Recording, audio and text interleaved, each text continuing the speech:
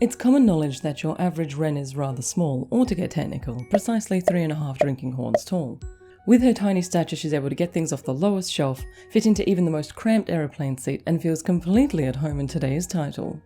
Tinytopia is a miniature city builder developed by MeNic Games and published by Mastiff.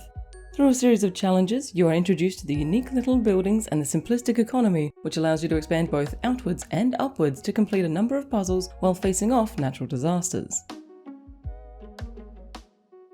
Tinytopia is unlike any other city builder I've played to date in terms of visuals and premise. Building your city atop a record player or ruler or bike pedals, everything has a feeling of small about it. Balance plays a huge role, especially in levels such as the ruler. Too many buildings on one side and you'll tip over very quickly, scattering your town to the floor. I also had a giggle at the monster attack being a tiny wind-up dinosaur, until that tiny wind-up dinosaur hit my coal plant, cut power to the city, and proceeded to destroy the last 20 minutes of my life. Everything feels like a toy. From the shiny veneer of the trees to the placing of adorable emergency vehicles, you are a child playing make-believe once again. But make-believe, well, my make-believe, didn't have an economy to take care of. In sandbox mode, you can freely explore all that Tinytopia has to offer, but in the challenges mode, income from taxes and bonus buildings are extremely important. Outspend your income through maintenance or monster attacks and your city grinds to a halt. These visuals are complemented by the jazzy soundtrack and satisfying clinks and clunks as you place buildings. Sound design is incredibly important for my enjoyment of a game and can eventually become a big reason as to why I persist or return to a title. There is something so satisfying about accidentally placing a house on a tree and listening to the tree shatter, or placing a building wrong and having it burst into little splinters and shatter. The sounds add weight and gravity to the pieces and reinforce the idea that you're playing with plastic toys, not wood and stone and glass. I was already enjoying Tinytopia with its unique aesthetic and simple economy. Each level had different buildings for me to play with, and I was enjoying designing some funky skate parks, office districts and suburbs.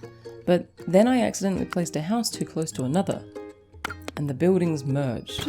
The game congratulated me on finding a new blueprint. And my pupils dilated and I played for 5 hours straight. Tinytopia has blueprint mechanics that allow you to combine buildings to change their appearance, increase their statistics and range. Once I started learning the blueprint recipes off by heart, my town building powers only increased, and I present to you the reason you should buy this game.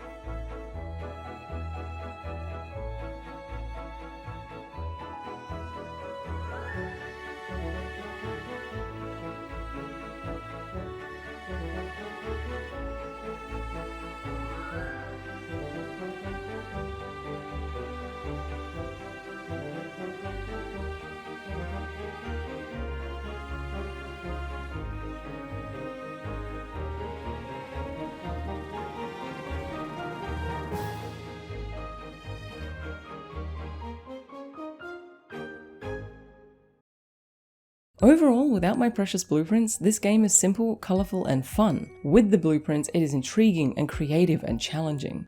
As mentioned above, balance is a huge aspect of the game, which comes into play when building some of your taller buildings and they haven't all quite clicked into place yet. I loved the art style, the playstyle and the audio. The tutorial got a little pushy and I'd love a way to switch off notifications from the lady, but most of the time the humour is welcome, and once I settled down and started following the tutorials, I started learning about things such as the move button.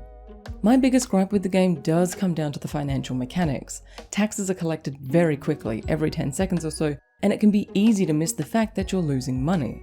Once you're in a downward spiral, there is no way to get out of it unless you can find which building is causing the maintenance cost discrepancy and delete it before you get down to your final $500, as demolishing buildings and objects costs in this game. If you can't demolish anything, you are unable to place new houses and offices to increase taxes, and even taking out the 10 grand loan, everything moves just a little too fast for you to rectify the situation. This is exacerbated by the monster attacks. Some buildings shut down during emergencies, including protests, and no tax will be collected from them. The money mechanics mentioned above play into this heavily, and it's easy to lose your Topia in a matter of seconds. All of that being said, I want to end on a positive note. This game is quick, fun, simple, and adorable. Slightly addictive.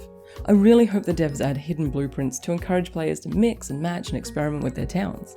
I'd also love the addition of a free build mode with economy, as Sandbox does not currently require any finances to build. This may be included already at the end of challenges, but even after playing for several hours, I'm nowhere near close to finishing the included levels.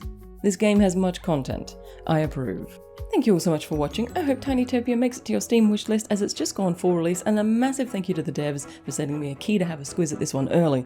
Also a massive thank you to my Patreons who allow me to make these videos, and an extra shout out to Ben A, Charles H, Christopher W, Foxy, Kate, and Scottish Tom for being massive legends.